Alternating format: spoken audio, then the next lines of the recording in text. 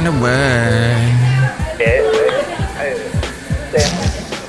Mike's Daily Podcast. Hi there, it's Mike Matthews, the host with the most. I think most, I don't know what the most of, but it's Mike's Daily Podcast. This is my show, Mike's Daily Podcast, and I do it all the time.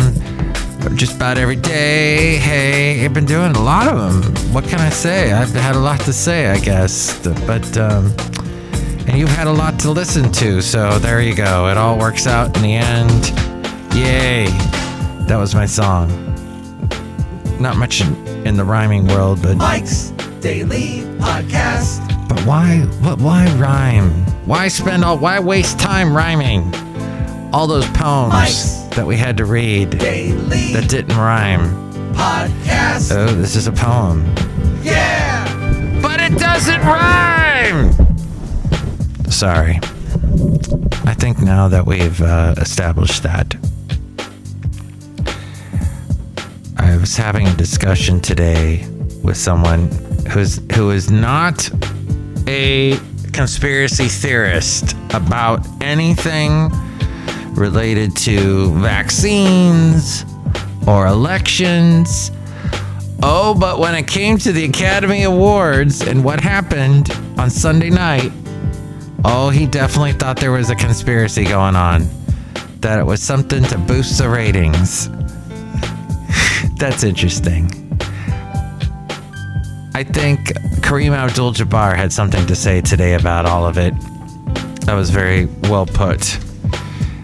And he actually, was in, I think he had starred in Fresh Prince, the Fresh Prince of Bel-Air show. But yes, he was talking about how should have known better and should have, not gone up there and slapped Chris Rock. And that's not a good lesson. And here's today's podcast picture. Not a good lesson to spread, but to the world, if you're somebody that people look up to. But as I looked it up, he also had a lot to say about LeBron James and the Cleveland Cavaliers, and now I'm gonna just drop it. Okay. So the podcast picture today, I think we'll do something from like a year ago. Yeah. Why don't we do that? Something from a year ago. You can see it at mikesdailypodcast.com. It'll be some wonderful picture. You can tell the whole family. And the late great Basil the Boxer. Yes.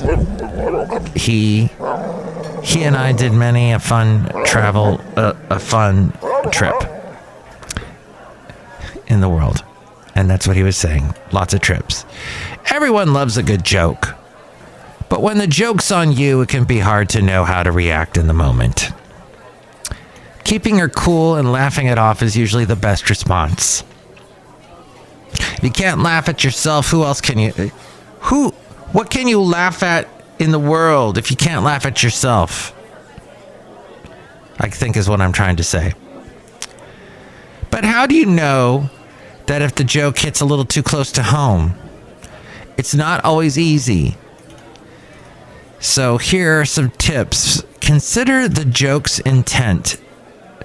Assume the best of others. Yes, you know what they say about the word assume.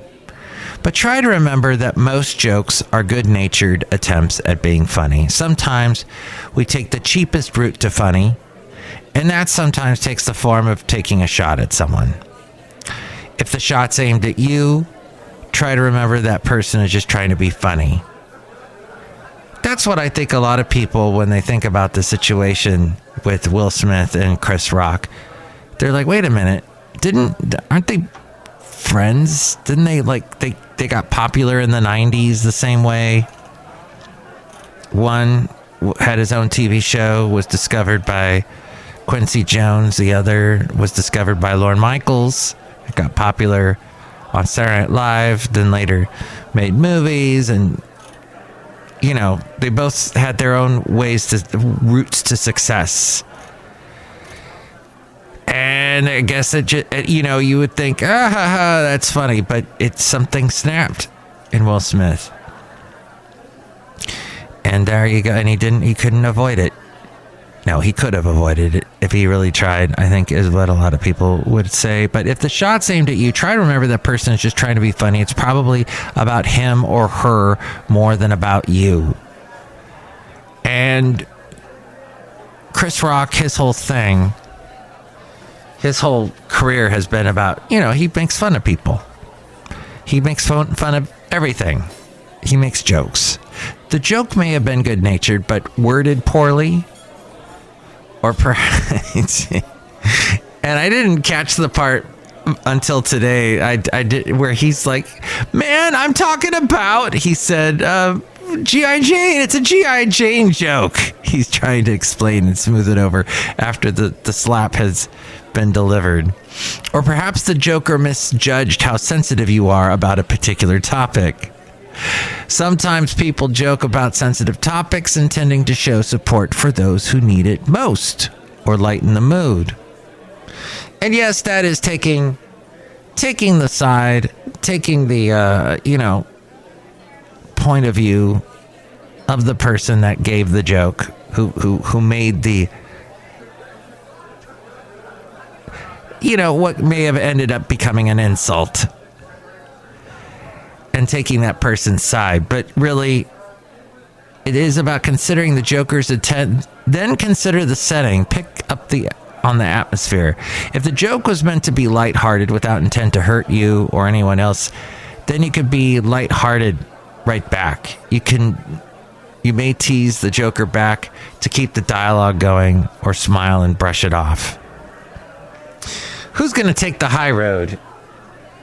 You gonna take the high road here, or are you gonna go and be lower than what was it Michelle Obama said? When they go low, we go high. If there's a cruel or threatening undercurrent, then you may want to address appropriate joking with the Joker. Hey, try next time. Be a little more appropriate. It's inappropriate the way you did it today, for example. Someone I know who's in his 30s and I'm in my 50s.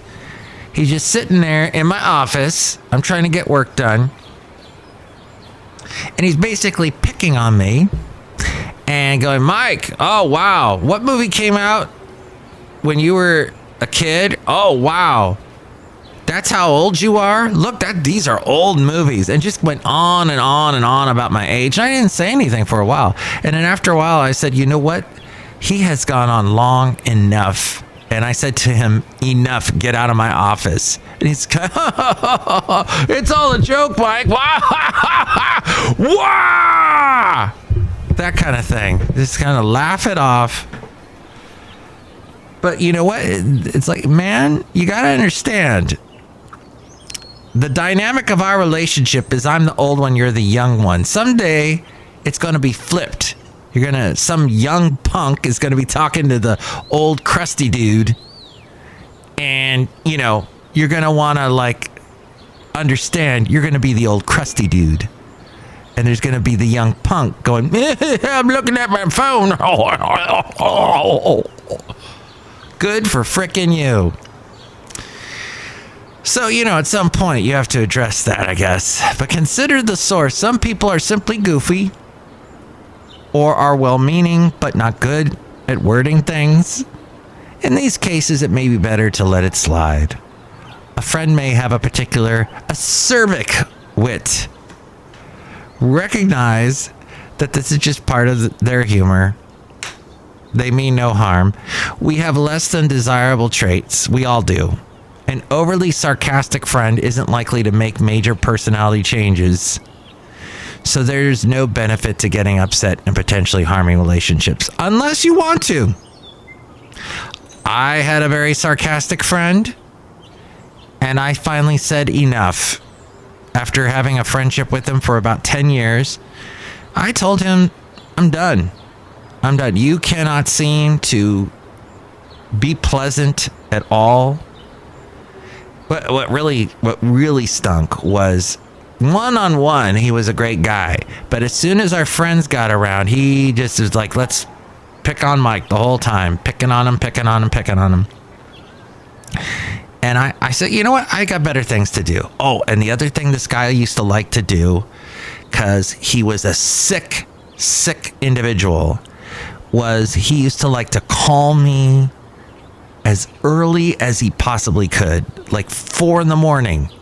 4 a.m, he'd be calling me, waking me up. I woke you up. Did I wake you up? That was his first question. Well, I'm obviously woken up because I'm talking to you, and who the heck would be up at this time? Unless they worked at the radio station early in the morning, like I did for a while. But this was not at this time. I was working at night.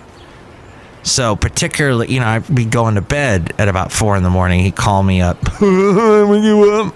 Yeah, I was just trying to get to sleep, you idiot. So, over sarcastic friends, not fun. Maybe that's what Chris Rock is. He's an overly sarcastic one, and Will Smith had enough. But, we could go on and talk about forgiveness, and that's definitely a thing. Forgiving minor slights against you. Smile and play along with harmless pranks. Ignore jokes made in poor taste. Just ignore them. Laugh at yourself. Don't take yourself too seriously. I like this quote. If you're having a hard time finding the humor in a joke about you, try taking the perspective of an outsider. Retell the joke in your head, but about somebody else, perhaps somebody you don't even know. This may help reduce your defensiveness. And it does come down to defensiveness here. What we saw on Sunday night. People being overly defensive. Beat the joker to the punch. If a person is sharing something about you that you might have liked to keep under wraps, take control of your story. Interrupt the joker by correcting or elaborating on some aspect of the story, and then you finish telling it. Others would probably prefer to hear it from you anyway, so they will likely direct their attention to you rather than the joker, and that just pulls all the air out of that joker's balloon. You can always one-up the joker too. That's fun. You can establish boundaries. Calmly express that your feelings have been hurt. Just as the joker has the freedom to tell jokes, you have the freedom to protest and discuss consequences. Don't participate in mean-spirited teasing of others. And here's an interesting one. If the tone of banter has gotten too negative or abusive, pause the dialogue. Explain you feel the interaction is headed in a problematic direction and propose rules to right the course. You can suggest topics to be off limit and even establish consequences for violating the terms of these boundaries. So there you go. All this from WikiHow. WikiHow. Their Take a Joke section. wikihow.com. Thank you very much. And that also was written by a person, I think. Although it did. Wait, where the author's name suddenly vanished. And there's probably a joke. Oh, Catherine Boswell, PhD. Very good. Look, you may think that Will Smith was in the right for smacking Chris Rock. You may think that was just a complete overreaction, and Will Smith Chris Rock did not deserve a slap. Somebody pointed out, too, who has emceed a lot of events, that Chris Rock, he just stood there, and he never once backed up or anything. He just, stood. He overly, is almost like he didn't believe what was happening. This person said that I was talking to has emceed a lot of events, said, most MCs would have backed up, kind of gotten away and went, okay, all right, I stepped too far or something. But Chris Rock was that. Well, that's not a Chris Rock thing, I guess. Anyway, Cafe Anyway, all that to say, we're outside of Cafe Anyway, somewhere in Podcastro Valley, the last place on earth. Look who's here. Hi, Mark. It's Benita the Rodeo Queen. How y'all doing? I had to Disgruntled Fiddle Player tell you what. What? If you tell a joke about me and I don't like it, I'm gonna come over there and punch you square in the face. Okay. All right, that's good to know. I wasn't gonna make a joke. Wasn't gonna say anything. Everything's cool. That's right, it is. Okay, good. Look who else is here. Oh, Mark, I make delicious root beer hearts in my home. Excellent. I would love to have some root beer, but I have to wrap up the show, and then I'll drink it, because I have to say next show it's going to be Madame Rootabega, Valentino, and Bison Bentley, and you can tell me what you think about anything we covered today. Chime in like a chime, like a wind chime, or a wind catcher, or something. Making noise, make some noise, and call 336MM Daily. That's 3 + 3 = 6. MM as in Mike Matthews, Daily as in what this podcast is. And we will converse that way. All right. As I drink the root beer, taking us out, it is A Frame. Now that's legit. Oh, and that was episode 2409. 2409.